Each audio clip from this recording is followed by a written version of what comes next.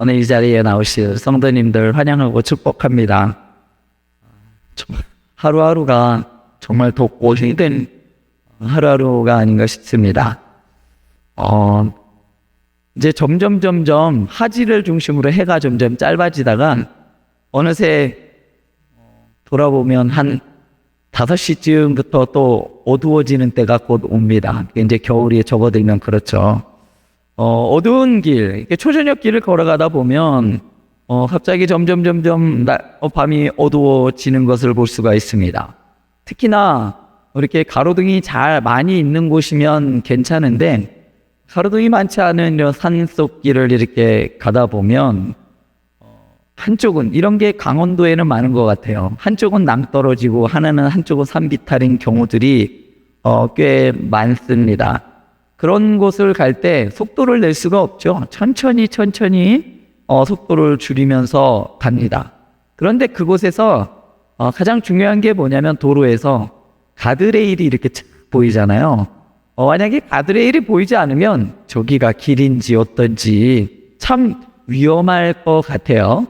그러나 가드레일이 있어서 안전하지만 사실 미관상 그렇게 좋지는 않습니다. 없는 게 미관상 더 좋고 없으면 도로가 더 넓어 보이기도 합니다.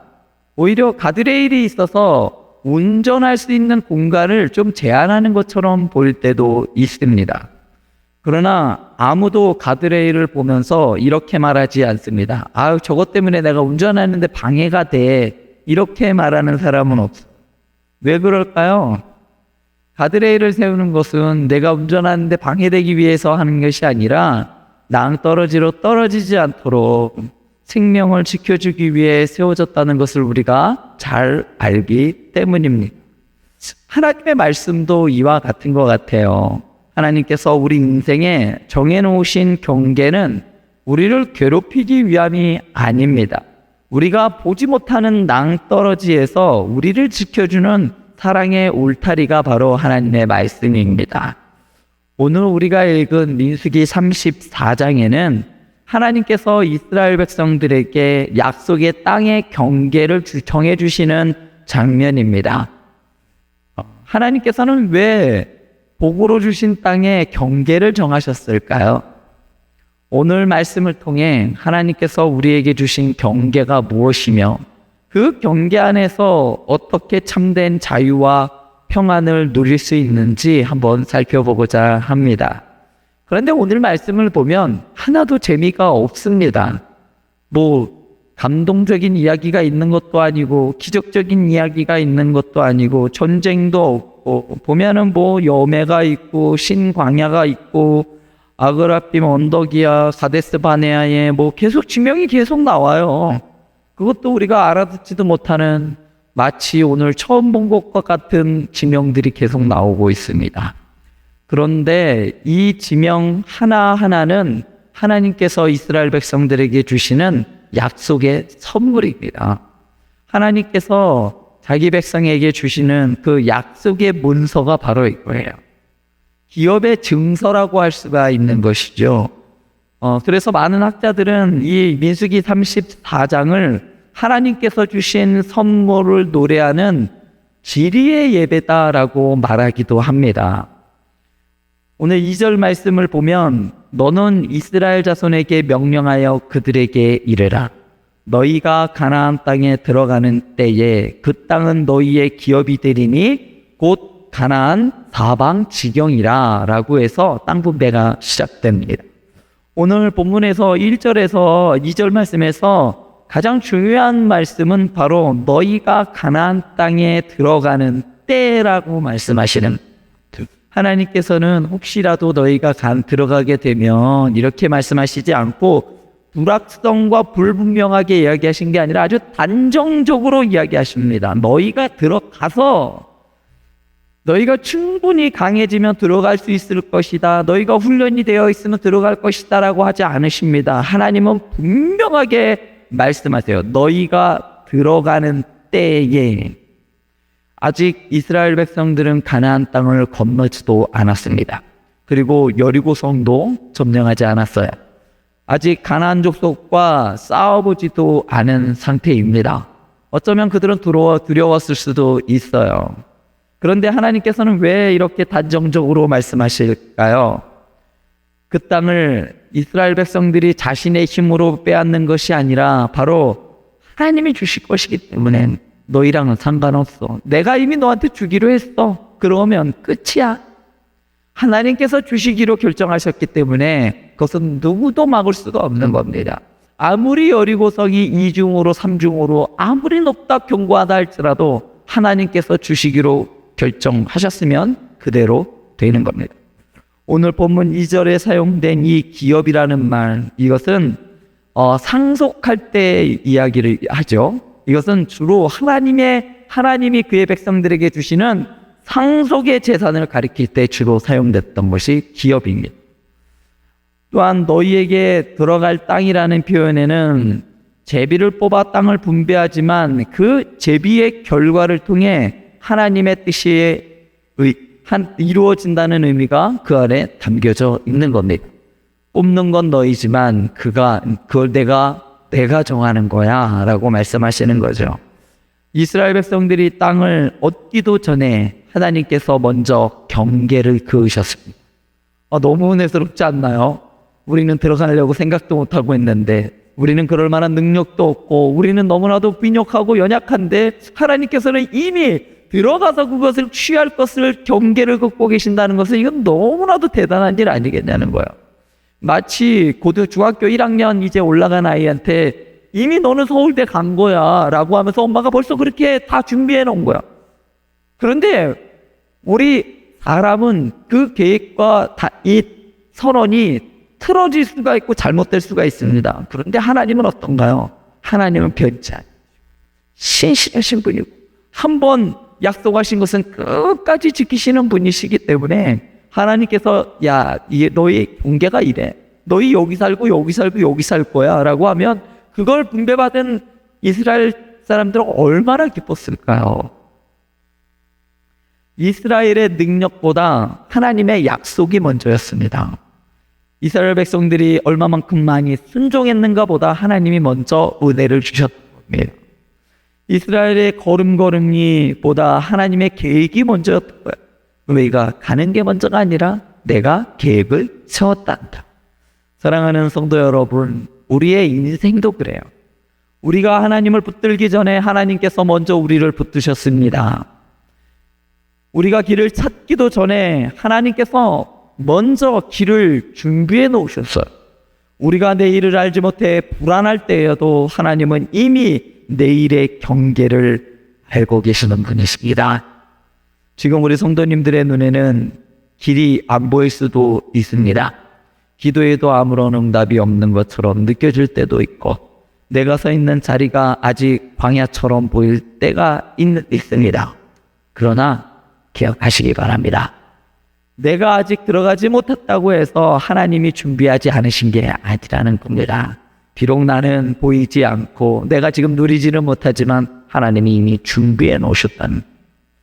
이스라엘은 아직 가나안 땅에 들어가지 못했지만 하나님은 이미 그 땅의 남쪽과 북쪽과 동쪽과 서쪽을 알고 계셨어요. 우리 성도님들의 가정의 미래도 하나님이 알고 계십니다. 자녀의 앞날도 하나님께서 알고 계시고, 우리 성도님들의 건강과 그리고 생업과 더 나아가 노후도 하나님이 알고 계십니다. 우리는 오늘 하루밖에 보지 못하지만 하나님은 우리 인생 전체의 지도를 가지고 계시는 분이십니다. 우리 성도님들은 지금 무엇이 보이지 않아서 혹시 불안해하십니까? 아직 이루어지지 않았다는 이유로 하나님의 약속을 의심하고 있습니까? 사랑하는 성도 여러분, 오늘 하나님께서 말씀하십니다. 내가 아직 보지는 못했어도 나는 이미 알고 있단다. 네가 아직 들어가지 못했어도 나는 이미 준비해 놓았다. 그러므로 오늘 우리가 해야 할 일은 모든 것을 이해하려고 하는 것이 아닙니다. 하나님의 약속을 믿고 오늘 허락하신 그 큰 걸음을 믿음으로 내딛는 겁니다. 하나님께서는 왜 약속의 땅에 경계를 지으셨을까요? 왜 그으셨을까요?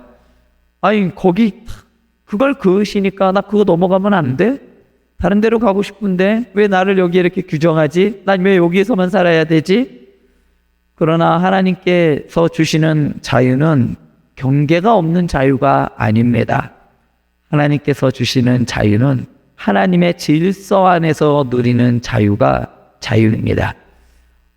물고기는요, 어디에 있어야 되죠? 물 속에 있어야 되는 겁니다. 물 안에 있을 때 물고기는 자유로운 거예요. 물 밖으로 나오는 순간 물고기는 어떻게 될까요? 물 밖으로 나오면 물속 말고 더 밖에, 물 밖의 세상을 뭐 얻은 것처럼 보이지만 순간 생명을 잃게 되는. 기차도 철로 위에 있을 때 자유롭게 달릴 수가 있는 겁니다. 왜 나는 왜 철길로 가야 돼? 나도 자동차처럼 저 고속도로 위를 달리고 싶은데 하고 기차가 글로 나오면 어떻게 되죠? 그 전복사고가 납니다. 철로가 기차를 목적지까지 안전하게 가게 만듭니다. 강물도 뚝 안에 있을 때 생명을 살리는 것이 물입니다. 강물입니다. 그런데 그 뚝을 넘으면 어떻게 될까요? 그건 재앙이에요. 홍수가 되는 거잖아요. 사람들의 생명을 앗아가는 거잖아요.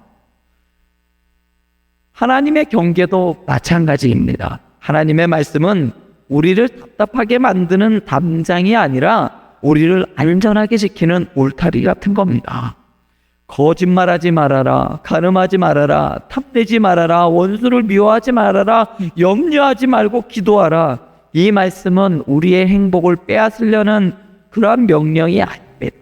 불편하게 만들기 위해서 내가 맨날 저거 시킨 거 저거 해야 되기 때문에 내가 정말 답답하고 불편하고 내가 뭐 신경 쓰느라고 다른 거 못하고 그래서 내가 너무 힘들어.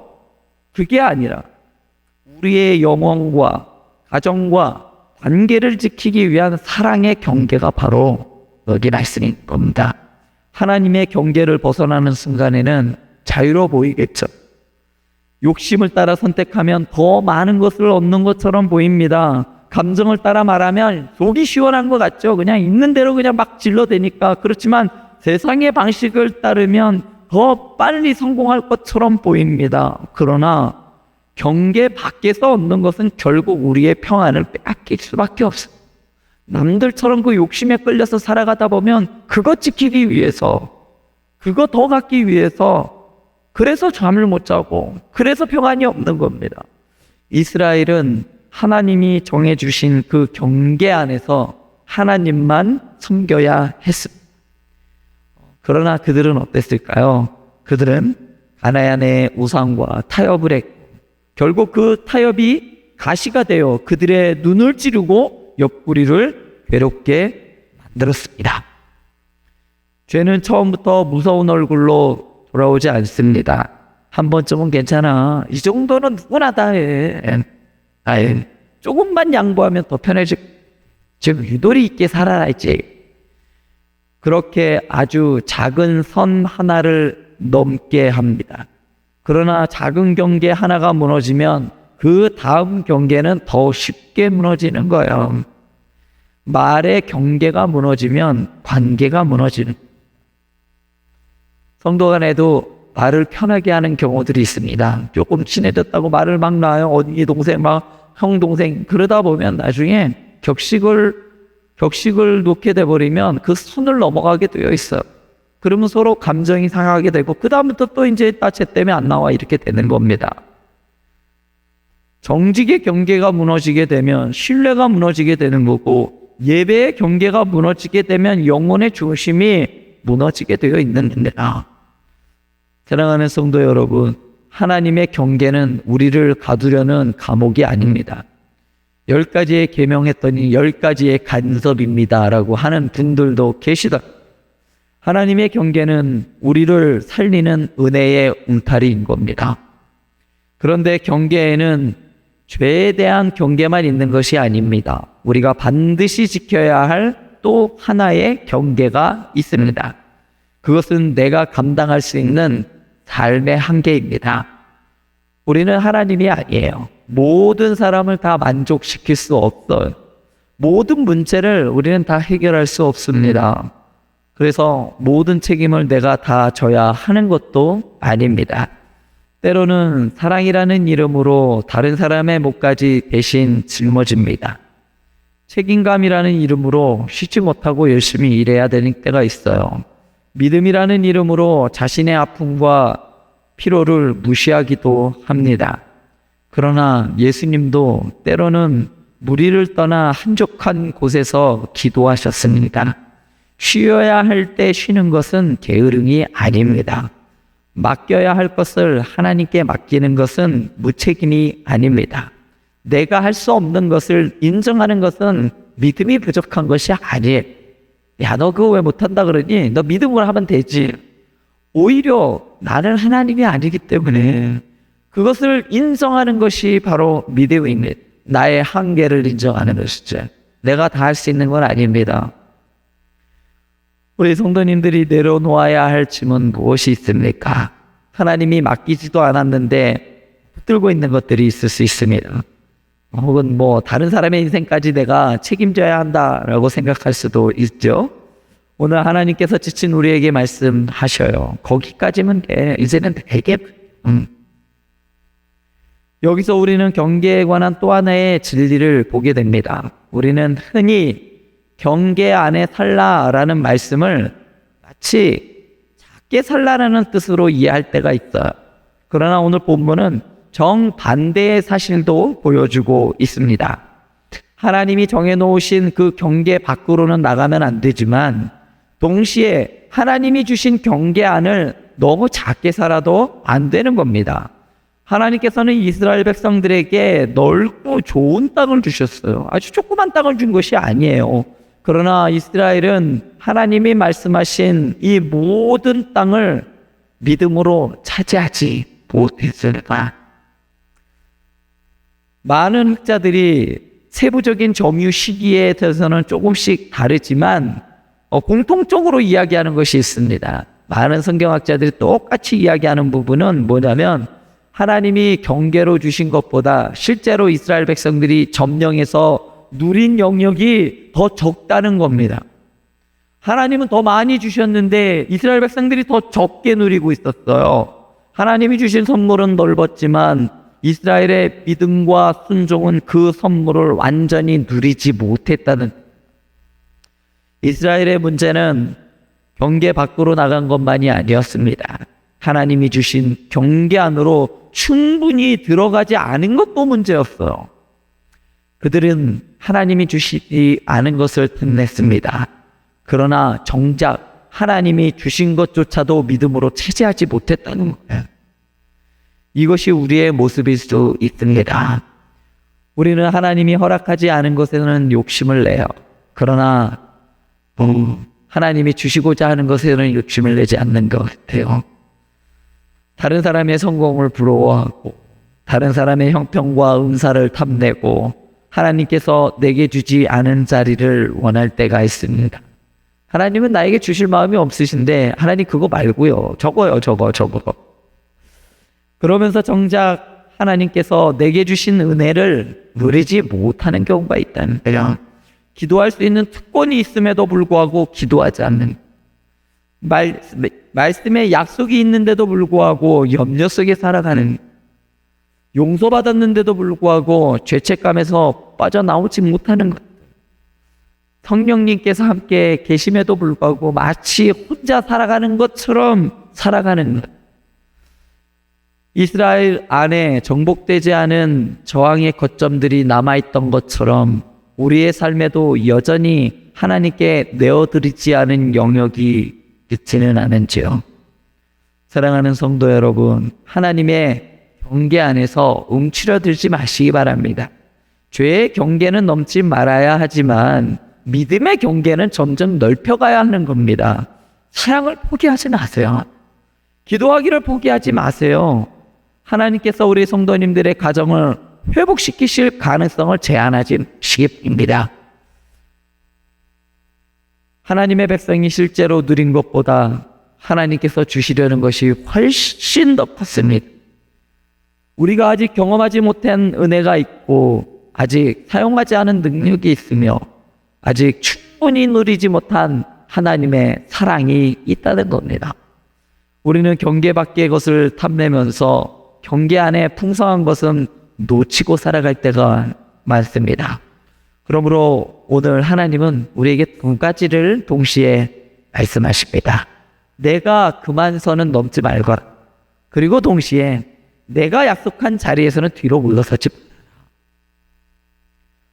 우리 성도님들이 넘지 말아야 할 선은 무엇이 있습니까? 반대로 우리 성도님들이 믿음으로 건너야 할 요단은 무엇입니까? 끊어야 할 습관이 있을 수도 있고 기도의 자리가 그럴 수도 있고 회복해야 할 예배가 그럴 수 있습니다. 하나님이 주시지 않은 것은 내려놓으시기 바랍니다. 그러나 하나님이 주신 그 약속은 물러서지 마세요. 그런데 가만히 생각해 보면 우리는 모두 경계를 수시로 넘어다니고 있습니다. 그것도 아주 자주 하지 말아야 할 말을 할 때가 입을 단속해야 하는데 품지 말아야 할 욕심을 품을 때가 많고 또 하지 말아야 할 말뿐만 아니라 나의 행동 이런 것들도 기분 따라 할 때가 너무 많습니다. 하나님보다 염려를 더 크게 붙을 때가 아니죠.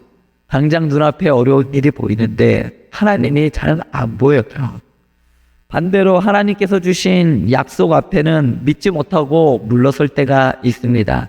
그래도 믿음으로 해봐야지 라고 할 때는 나는 믿음이 없습니다 하고 뒤로 물러설 때가 있지요.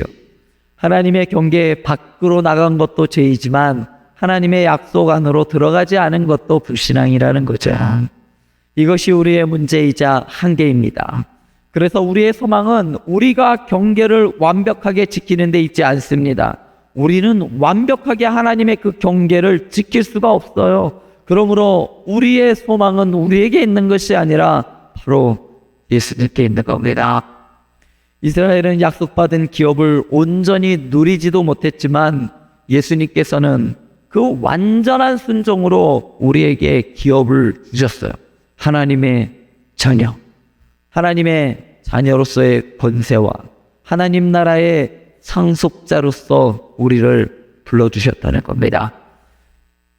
우리가 하나님의 경계 밖으로 나갔을 때 예수님께서는 우리를 다시 데려오시기 위해 하나님의 경계 안으로 들어오기 위해 성문 밖으로 나가셨습니다.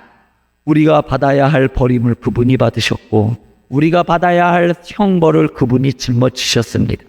그리고 십자가에서 우리를 향해 두 팔을 벌리셨죠. 돌아오라. 내 안에 수고하고 무거운 짐진 자들아 다 내게로 오라. 내가 너희를 쉬게 하리라. 성도 여러분, 하나님이 정하신 경계의 가장 깊은 의미는 단지 이 선을 넘지 말아라 라는 것이 아니에요. 내 안에 머물라 라는 추천입니다. 하나님은 우리를 좁은 감옥에 가두려 하지 않으십니다. 우리를 그리스도안이라는 가장 안전하고 가장 넓고 가장 편안한 곳으로 우리를 부르시는 거예요. 그래서 율법의 완성이 예수 그리스도인 겁니다. 너희가 이 율법의 경계 안에 있어야지 너희가 안전하고 너희가 평안을 누리는 것처럼 너희가 누구 안에? 그리스도 안에 있을 때, 너희가 예수 그리스도 안에 있을 때 너희는 진정한 평안을 누릴 수가 있다. 진정한 소망을 그리스도 안에 있을 때 누릴 수가 있다라고 보여주시는 겁니다. 오늘 우리 성도님들은 어떤 경계 앞에 서 계십니까? 직장에서 혹은 가정에서 자녀의 문제로 밤잠을 이루지 못할 때가 있지 않습니까? 경제적인 문제로 인해서 참 많이 힘들고 어려워할 때도 있고 건강의 문제로 혹은 교회에서 관계나 섬김의 문제로 많이 힘들어할 때가 있습니다. 그때 하나님께서는 말씀하셔요. 내가 맡긴 자리에서는 충성하되 모든 결과까지 네가 책임지려 하지만 이 교회의 주인은 네 삶의 주인도 말씀하십니다. 하나님이 정하신 경계 밖에는 우리가 붙들 필요 없는 짐이 있습니다. 그러나 하나님이 정하신 그 경계 안에는 우리가 미처 누리지 못한 하나님의 은혜가 있어요. 그러므로 오늘 두 가지를 결단했으면 좋겠습니다. 넘지 말아야 할 선에는 멈추시기 바랍니다. 그리고 믿음으로 들어가야 할 자리에는 물러서지 마시기 바랍니다.